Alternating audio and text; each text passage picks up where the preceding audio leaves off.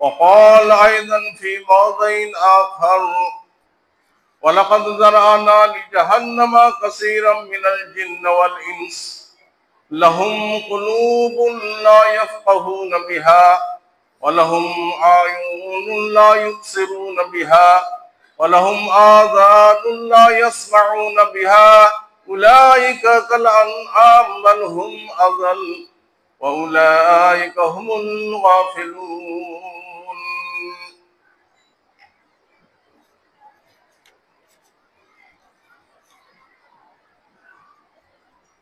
सबक पढ़तू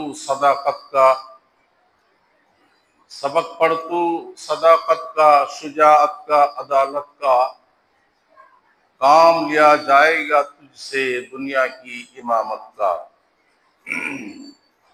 समस्त स्तुति हामद साना ওই মহান আল্লাহ পাকের, যার বিশেষ করুণা দয়াতে আজকে আমরা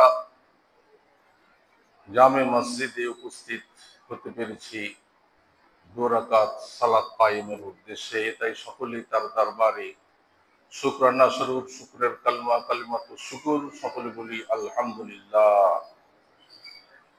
অতঃপর আকাই নামদার রহমাতুল লিল আলামিন সাইয়্যিদুল আম্বিয়া ওয়াল মুরসালিন আহমদ মুস্তাফা মুহাম্মদ মুস্তাফা সবাই বলি সাল্লাল্লাহু তাআলা আলাইহি ওয়াসাল্লামের প্রতি দুরূদ এবং সালাম নাযিল হোক, অবতীর্ণ হোক। সকলে বলি আল্লাহুম্মা সাল্লি আলাইহি ওয়া আল্লাহুম্মা বারিক আলাইহি। আজকে খুতবা পরিবেশনের পর সূরা আরাফের 179 নম্বর আয়াত পরিবেশন করেছি। এই আয়াতটিকে সামনে রেখে আমরা যারা বছরে 52টি খুতবা শুনি, অর্থাৎ 26 ঘন্টা কেবল শুক্রবারের খুতবা শুনি, অন্য জালসা জুলুস সভা সমিতি তো আছেই, তারপরেও আমাদের অবস্থার, আমাদের পরিবেশের, আমাদের ব্যক্তিগত জীবনের পরিবর্তন হয় না। কেন হয় না? শোনাতে কোনো ভুল, দেখাতে কোনো ভুল, উপলব্ধি করাতে কি কোনো ভুল? কোথায় ভুলটা রয়েছে সে বিষয়ে কোরআনে মাজিদ ফুরকানে হামিদের সূরা আরাফের 179 নম্বর আয়াতকে সামনে রেখে আলোচনা করব ইনশাআল্লাহ। এবং তৎসহ বিগত জুমাতে যে আমরা আলোচনা শুনছিলাম যে আমাদের পরিবেশে কেউ কি, আমাদের মধ্যে যদি কেউ এমন বিষয়, এমন কর্ম যে শরীয়ত যেটাকে অনুমোদন করে না, আমার সামনে আপনার সামনে ঘটছে, অথচ আপনি আমি সে বিষয়ে তাকে বিরত রাখার ব্যাপারে কোনো নড়াচড়া করছি না। নড়াচড়া না করার ফলে আমরা দেখেছি, আমরা শুনেছি যে 3টি গ্রুপ, 3টি দল হয়েছিল যারা পাপ কর্মে লিপ্ত ছিল, আরেক দল যারা তাদেরকে নিষেধ করত, আরেক দল যারা নিরপেক্ষবাদী সুবিধাবাদী ছিল। আল্লাহ পাকের পক্ষ থেকে যখন আযাব আসলো, তখন ওই সুবিধাবাদী এবং যারা পাপে নিমজ্জিত ছিল, যারা পাপের কাজ করত, তাদের প্রতি আল্লাহর পক্ষ থেকে আদেশ আসলো যে তোমরা কিসে পরিণত হও? বাদরে পরিণত হও আর শুকুরে পরিণত। সেটা আমরা শুনেছি। সে তার সঙ্গে আজকে যেটা জুড়ে দিতে চাই সেটা হলো যে কেউ যদি আমাদের সামনে এ ধরনের কাজ ঘটার পরেও শরীয়ত যেটা অনুমোদন করে না, অর্থাৎ মুনকার কাজ হলেও যদি আমি আপনি চুপ থাকি, তাহলে তো আল্লাহর শাস্তি। তো বর্তমান যুগে কি হবে? ওই যুগে তো নবীরা ছিল, রাসূলরা ছিল, তো বর্তমান যুগে আল্লাহর শাস্তি কি আসবে না? না আসছে? কি ব্যাপার? আল্লাহর শাস্তি সব সময় বান্দাদের উপরে, তার আমলের উপরে, আল্লাহ পাকের বিচার বিবেচনার উপরে নির্ভরশীল। কখন আসবে, কখন আসবে না। কিন্তু যেটা আল্লাহর নবী প্রকাশ্য যেটা বললেন সেইটাই আজকে একটু আলোচনা করব। তবে এটুকু বলা যেতে পারে যে আল্লাহর পক্ষ থেকে আযাব আসবে না এমন কথা না, আযাব তো অবশ্যই আসবে। যেমন যুগে যুগে 2021 সালে আমরা কি দেখলাম, করোনার মতো একটা আযাব, যেখানে মানুষ প্রকাশ্যভাবে চলাফেরা করতে পারছিল না, এটাও তো একটা আল্লাহর পক্ষ থেকে শাস্তি। কোরআন সূরা বাকরার 66 নম্বর আয়াত আল্লাহ পাক বলছেন যে আমি তাদেরকে কেন বাঁদরের শুকরে পরিণত হওয়ার আদেশ দিয়েছিলাম। আল্লাহ পাক বলছেন ফাজালনাহা নাকালাল লিমা, সেটা শাস্তির স্বরূপ, লিমা বাইনা ইয়াদাইহি ওয়া মা খালফাহা, তাদের সামনে যা ঘটছে সেইখান থেকে তারা লোককে নিষেধ করতো না। যারা বর্তমানে আছে এবং ভবিষ্যৎ প্রজন্ম যারা আসবে তাদের জন্য এটা একটা কি উপদেশ, তাদের জন্য এটা একটা নাসিহাত, মাউইযাতাল লিল মুত্তাকিন, এবং মুত্তাকিনদের জন্য একটা অবশ্যই শিক্ষণীয় বিষয়। আল্লাহর নবী এই আয়াতের ব্যাখ্যাতে একটা হাদিসে 2169 নম্বর হাদিসে তিরমিজিতে আল্লাহ পাক কি বলছেন, লা ইউসিকুন্না আইয়াবাসা আলাইকুম আযাবান, যে তোমরা যদি অসৎ কাজ তোমার পাশে ঘটছে অথচ তুমি যদি নিষেধ না করো, তাহলে অতি সত্তর অতি শীঘ্রই আল্লাহর পক্ষ থেকে তোমাদের উপর আযাব আসবে। এমন আযাব আসবে যার ফলে তোমরা যখন খুব জটিল অবস্থায় পড়বে তখন তোমরা আল্লাহর দরবারে যখন হাত উঠাবে, ফাতাদউনাহু, তোমরা যখন আল্লাহর দরবারে দোয়া করবে, প্রার্থনা করবে, হাত উঠাবে, ফালা ইস্তাজাবু লাকুম, তখন তোমাদের দোয়া কবুল হবে না।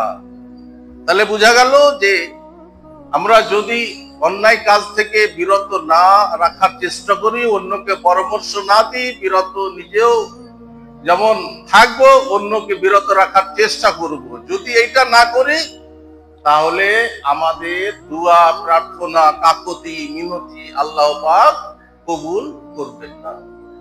তাহলে এটা আমাদের বুঝতে হবে যে আমরা কতটা আমাদের জীবনে আমাদের সামনে যে সব কাজ সংঘটিত হয় সেগুলো কাজকে আমরা কতটা মানুষকে বাধা দিই।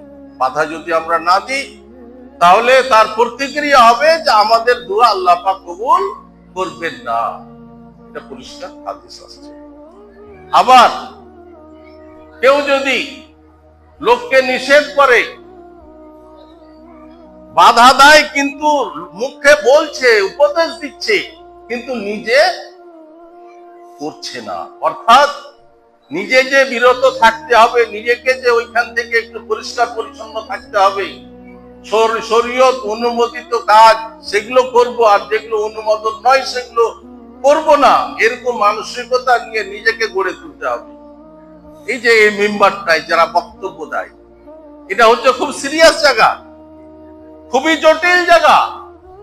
যারা বক্তা, মঞ্চে উঠে যারা বক্তব্য দেয়, মেম্বারে উঠে যারা কথা বলে, তাদের জন্য খুব সিরিয়াস জায়গা এটা, যদি সে আমল না করে।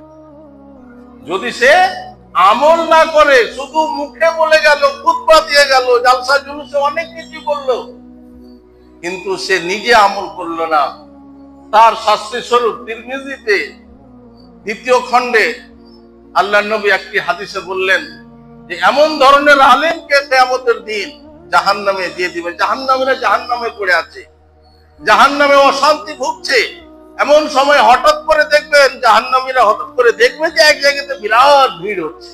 যেমন আমরা পৃথিবীতে কি দেখি, যেখানে জাদু মন্ত্র হয়, যেখানে কিছু ম্যাজিক দেখানো হয়, সেখানে লোকের যখন ভিড় লাগে, সেই মতো জাহান্নামে দেখবে যে কিছু জায়গাতে, একটা জায়গাতে বিরাট বড় ভিড়। লোকে জিজ্ঞেস করবে যে এই জায়গাটাতে কেন এত ভিড় লেগে আছে, খবর প্রচার হবে, এমন লোকটা দেখতে পাবে, এমন একটা লোক যে লোকটা জাহান্নামের মধ্যে পড়ে আছে, আর তার পেটের নাড়ি ভুঁড়িগুলি বেরিয়ে ওই জাহান্নামে এমন এক জায়গাতে এমন ভাবে শক্ত হয়ে লেগে গেছে যে সেটাকে আরো নিয়ে নড়াচড়া করতে পারছে না। ও ওইভাবেই ঘুরছে চতুর্দিকে, যেমন ভাবে কলুর বলদ, যেমন কলুর বলদ চতুর্দিকে ঘোরাফেরা করে, নাড়িটা ঠিক মাঝখানে আছে আর চারিদিকে শুধু ঘুরে বেড়াচ্ছে, ঘুরে বেড়াচ্ছে।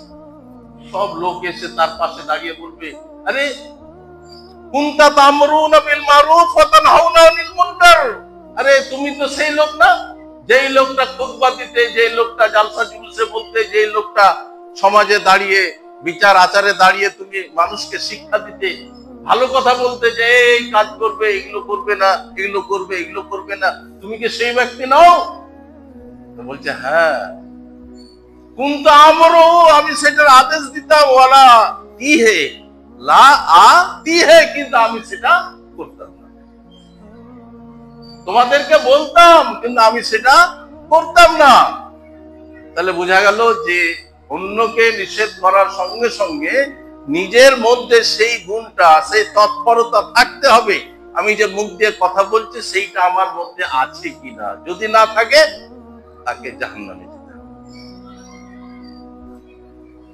এই বিষয়টি আল্লাহ পাক বলছেন কি, যে আয়াতে আমি সূরা আরাফের 179 নম্বর আয়াত পরিবেশন করেছি। আল্লাহ পাক কি বলছেন, ওয়ালাকাদ জারানা লিজাহান্নামা কাসীরাম মিনাল জিন্নি ওয়াল ইনস লাহুম কুলুবুন লা ইয়াফকাহুনা বিহা ওয়া লাহুম আ'য়ুনুন লা ইবসিরুনা বিহা ওয়া লাহুম আযানুন লা ইয়াসমাউনা বিহা উলাইকা কাল আনআম বাল হুম আযাল ওয়া উলাইকা হুমুল গাফিলুন।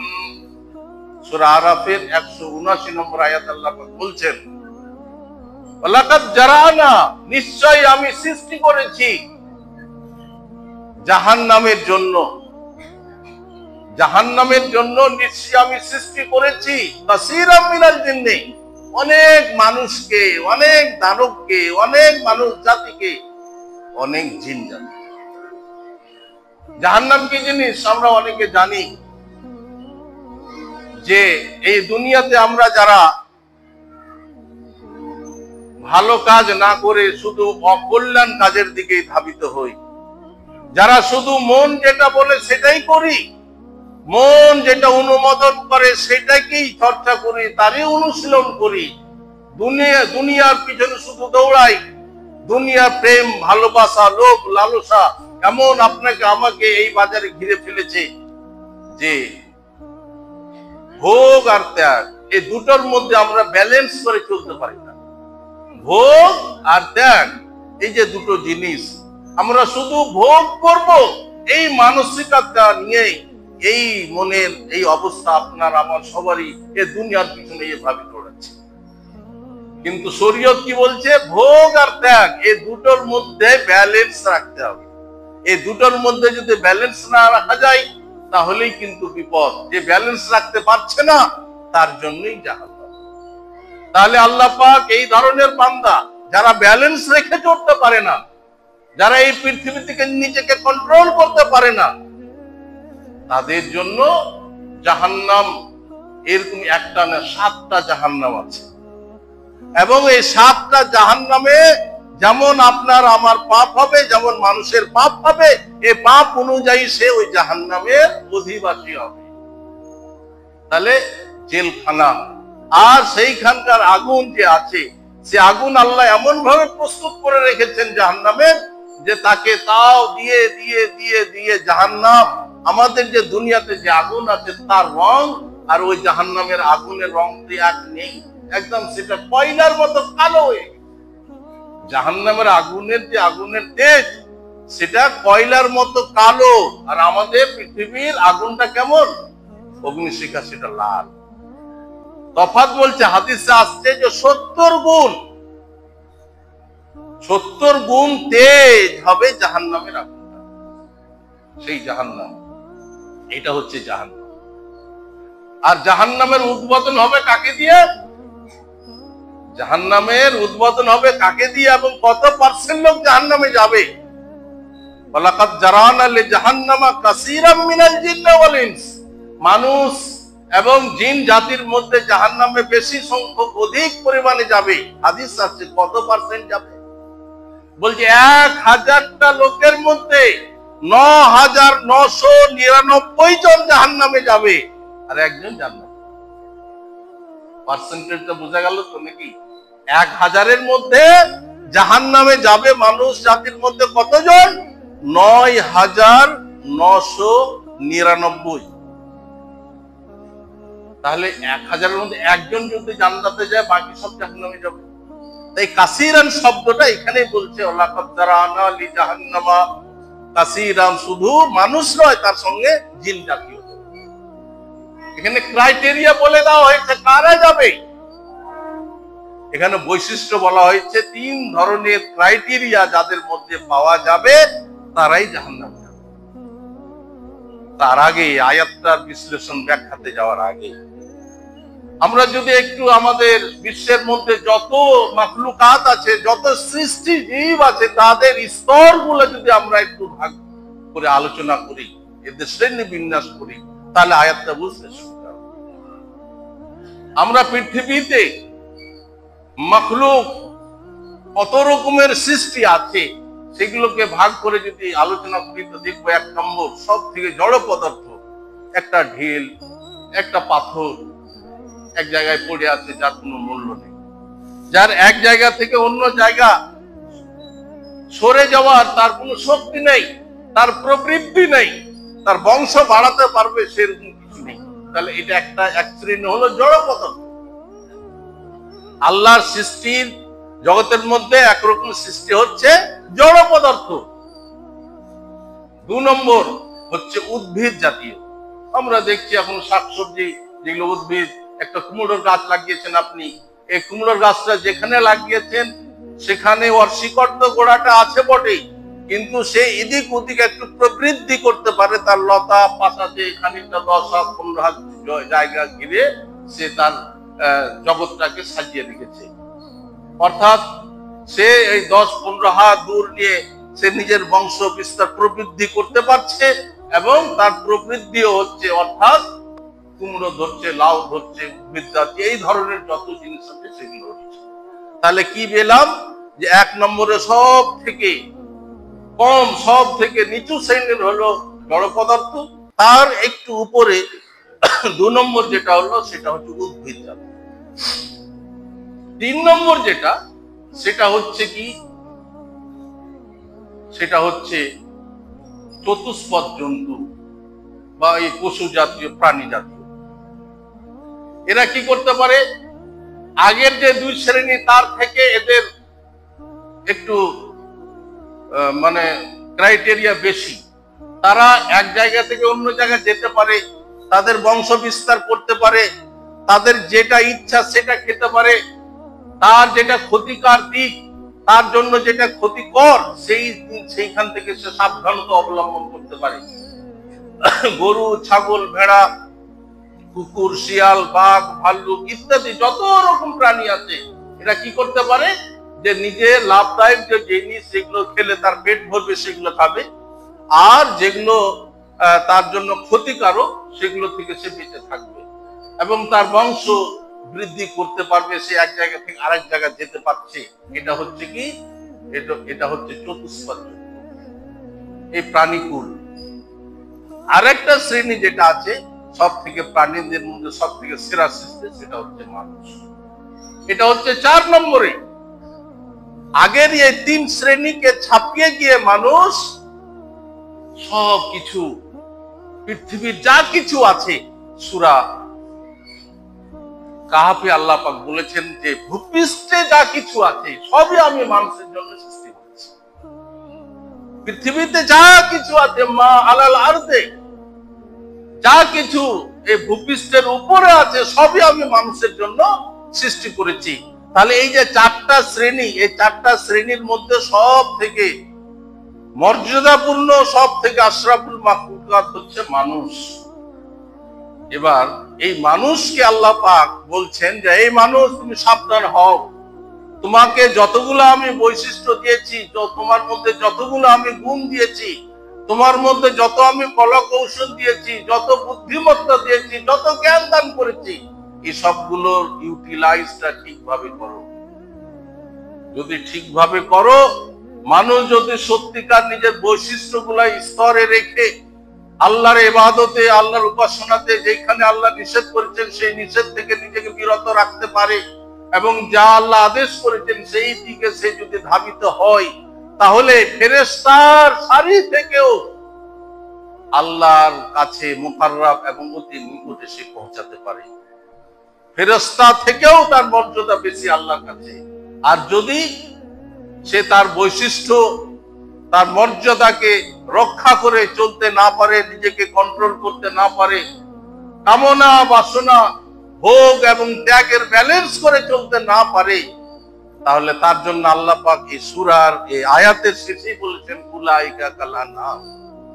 আয়াতের ব্যাখ্যাটাই যাই। আমরা এর আগে কিন্তু শুনলাম যে সৃষ্টি জগতের 4টা স্তর হতে পারে। একটা হচ্ছে জড় জগৎ, একটা হচ্ছে উদ্ভিদ জগৎ, একটা হচ্ছে প্রাণী জগৎ, আর একটা হচ্ছে মানুষের স্তর, সে আশরাফুল মাখলুকাত।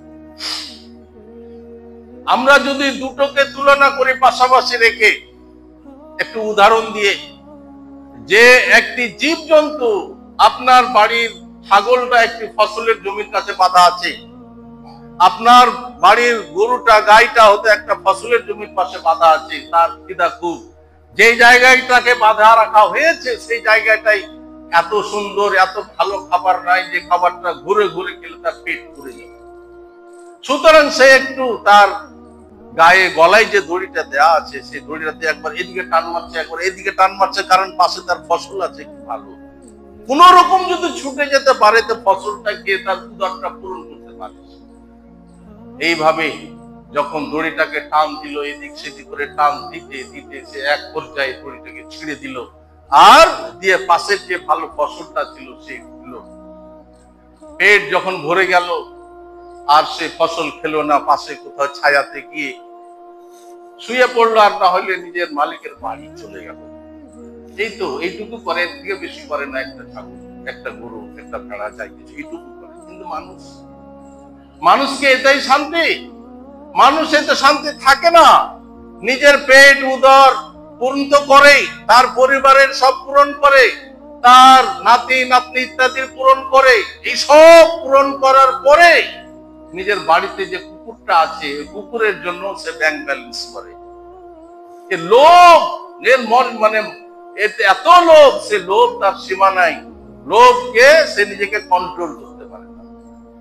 তাহলে এই যে লোকটা, যেই মানে চতুষ্পাদ জন্তু ফসল খেয়ে ঠান্ডা হয়ে একটা গাছের নিচে শুয়েছিল, ওইটুকুই তার শেষ চাহিদা, ওইটুকুই তার ছিল খাওয়া পাওয়া, ওইখানে শেষ।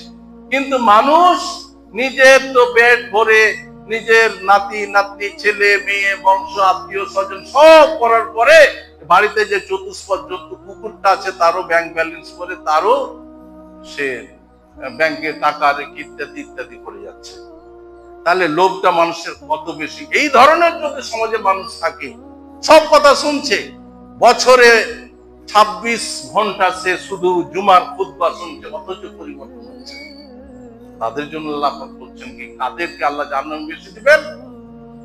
কাসীরাম মিনাল জিন্নি ওয়াল ইনসি লাহুম কুলুবুন লা ইয়াফকাহুনা বিহা, তাদের অন্তর আছে, তাদের অনুধাবনের একটা যন্ত্র আল্লাহ পাক বসিয়ে দিয়েছেন, কালব নামক, হৃদয় নামক একটা জিনিস, সেই জিনিসটা তার অন্তর আছে। অন্তরে সে বলাটাকে, যে কথাটা শুনলে সেটাকে সে উপলব্ধি করে না। উপলব্ধি করার মতো আল্লাহ শক্তি দিয়েছেন, কিন্তু সেটাকে সে উপলব্ধি করে না, সেইভাবে সে বিচার বিবেচনা করে না। তাহলে 1 নম্বর এটা, লাহুম কুলুবুন লা ইয়াফকাহুনা বিহা ওয়া লাহুম আয়ুনুন লা ইবসিরুনা বিহা, তাকে আমি চক্ষু দান করেছি, তার দৃষ্টি শক্তি প্রখর, তাকে দৃষ্টি শক্তি দান করেছি, কিন্তু যেটা দৃষ্টি শক্তি দিয়ে, চোখ দিয়ে যেটা দেখা দরকার, দর্শন শক্তি দিয়ে যেটা দেখা দরকার, সেটা সে দেখে না। মোবাইল ঘাটছে বটে, মোবাইল ঘাটতে ঘাটতে দেখা যাচ্ছে সেখানে একটা কোরআন তেলাওয়াতের কথা আসছে, সেটা একটা ভালো শিক্ষণীয় বিষয় তার সামনে আসছে, কিন্তু সেটাকে শুনবে না। কোথায় নাচ গান আছে, কোথায় পণ্য আছে, কোথায় কি আছে, তার মন লোভানো ওই জিনিসগুলো আছে, ওইটা খুঁজে খুঁজে বের করছে, মোবাইলে খুঁজে খুঁজে ওই সেটাকে বের করছে। তাকে তো আল্লাহ চোখ দিয়েছে যথা জায়গাতে ব্যবহার করার জন্য। চোখ দিয়ে সে জ্ঞান অর্জন করবে, দেখবে যে এটার সাথে এটার তুলনা কি, সেটাকে দেখবে। আমরা তো বাজার যখন যাই, সবজির দাম তো এখন বেশি, তা আমাদের সবজির বাজারে গিয়ে সবজি পরীক্ষাটা খুব বেশি হচ্ছে, যে পয়সা দিয়ে সবজি কিনবো, পোকা লাগা কেন কিনবো। হ্যাঁ, ওইখানে চোখটা ঠিক ব্যবহার হচ্ছে। কোরআন বলছে ইয়ালামুনা যায়রা মিনাল হায়াতিদ দুনিয়া, অর্থাৎ ইহলৌকিক জগতে যে তার জীবনে চলার পথে যেসব জিনিস দরকার সেগুলোতে ঠিকই সে ভালো করে দেখে, সেগুলো ঠিকই সে পরীক্ষা নিরীক্ষা করে, সেগুলো ঠিক সে বুঝে। তাই ইহলৌকিক জগতের জিনিসগুলো সে খুব ভালোভাবে বুঝে, কিন্তু বাদবাকি যে জিনিসগুলো কেন এটা দেখে ভালো করে বুঝে, কারণ সে এখানে নগদ পায়, নগদ পায়। উমর খৈয়ম তাই বলেছেন, নগদ যা পাও হাত পেতে নাও, বাকির খাতায় শূন্য থাক। আর হাদিস কোরআনের কথা শুনে কি লাভ, এদের কথায় বেজায় ফাঁক। তো ঘটনা হচ্ছে যে আমরা কি করি, যেটা দেখার যথাযথ ভাবে চোখটা যেখানে ব্যবহার করার সেইটা করি না, সেটা করি না। তারপরে আল্লাহ কি বলছেন, ওয়ালাহুম আযানুন লা ইয়াসমাউনা বিহা, তাদেরকে আমি কান দিয়েছি শোনার জন্য, কিন্তু যেভাবে শোনা উচিত সেইভাবে শুনে না।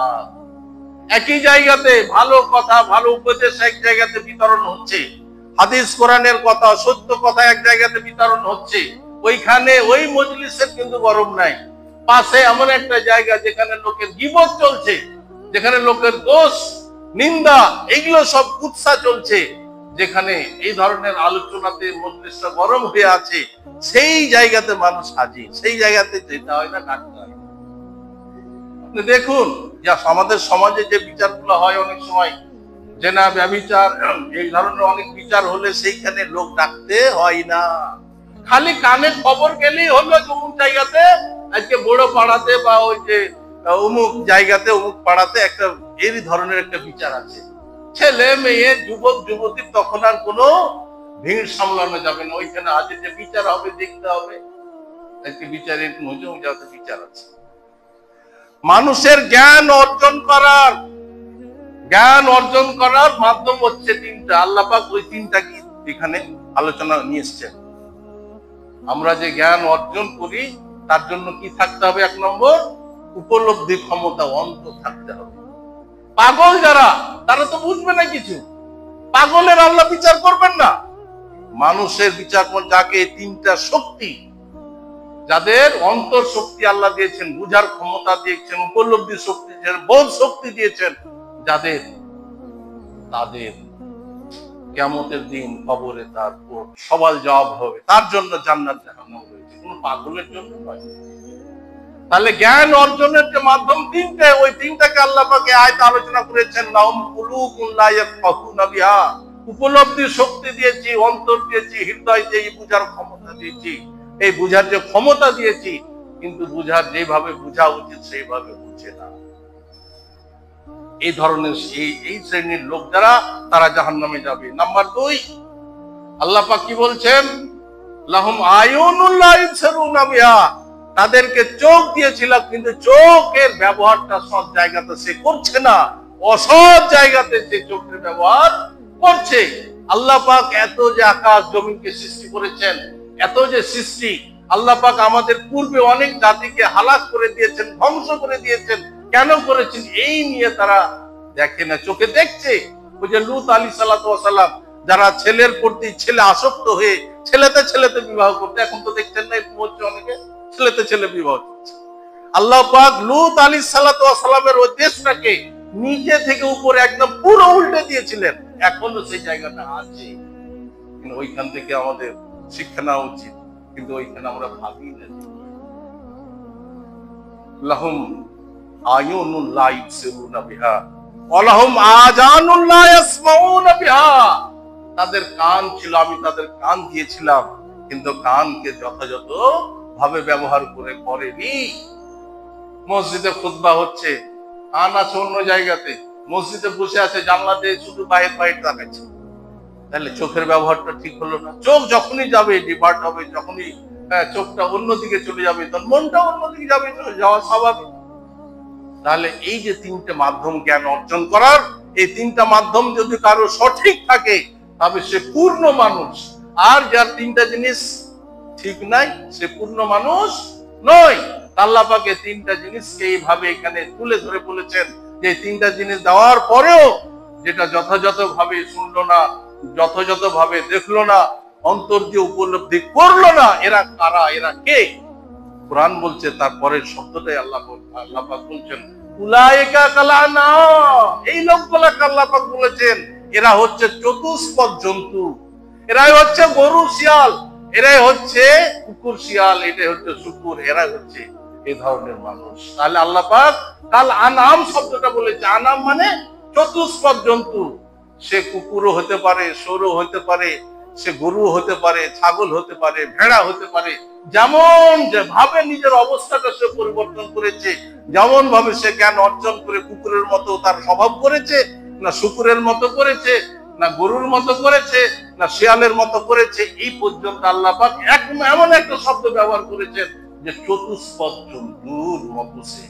ওই তিনটা ঠিক যদি ইউটিলাইজ না হয় তো তাকে কোরআন বললো উলাইকা কাল আনআম, সে চতুষ্পদ জন্তুর মতো। শুধু তাই নয়, আল্লাহ শুধু এইখানেই দাঁড়িয়ে যাননি, তারপরে শব্দটা বলছেন উলা বাল হুম আযাল, বরং তার থেকে অনেক নিকৃষ্ট।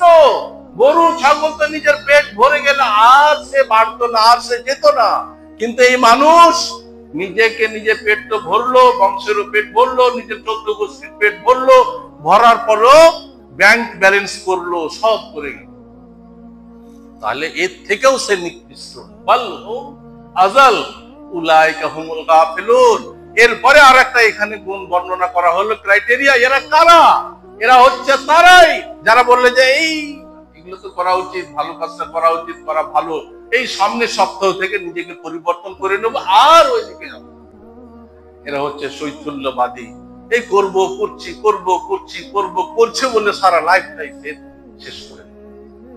তো যাই সময় শেষ, তো বিষয়টি খুব ভালো করে বুঝতে হবে, গুরুত্ব দিয়ে, যে আমরা বছরের একটা হিসাব করেন আপনি, যে 26 ঘন্টা শুধু শুনি ঈদ কুরবানি বাদ, জালসা জুলুস বাদ, মোবাইলের জালসা বাদ, সভা সমিতি বাদ, নাইট জালসা বাদ, শুধু জুমার খুতবাই 26 ঘন্টা।